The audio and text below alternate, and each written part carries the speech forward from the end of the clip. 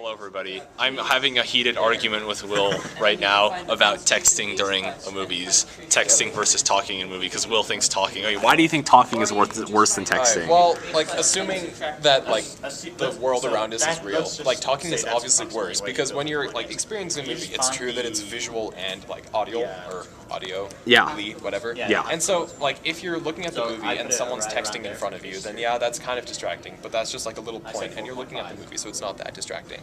But then if you hear someone talking, it's not like you can look above, like, the screen.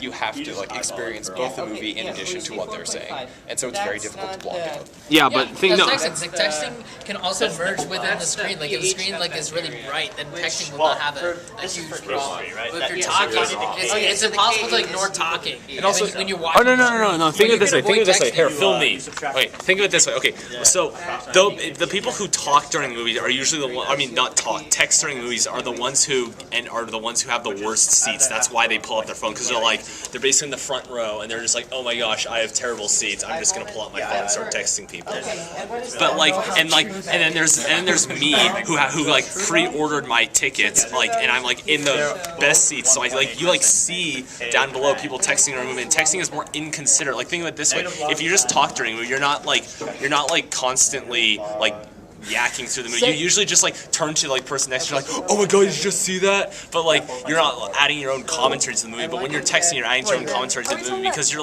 pulling out your phone, seeing if they replied. So you're constantly turning off and on your phone, which is way more distracting than someone talking. Rohan, what do you have to say about it? Well, you said that whispering was also worse because, or whispering was even that's fine. Whispering or talking, any kind of form of that is still better. But imagine that. Imagine if you're talking, there's this constant audio that's coming in the way of the movie. All right, you're obviously going to be constantly more distracted. Unlike the screen, which is so massive, that little screen, that light, is going to be very inconsiderate. In a pitch black movie theater, a cell phone that's out on the side compared to a gigantic screen is so distracting. Out on the side? Well, your peripheral vision is not going to extend all the way to wherever he has a cell phone. On top of that, you can text. You can also text with your brightness at a very low amount. Yeah, that's still distracting in a pitch black theater, though. Okay. A really low brightness, you can still see.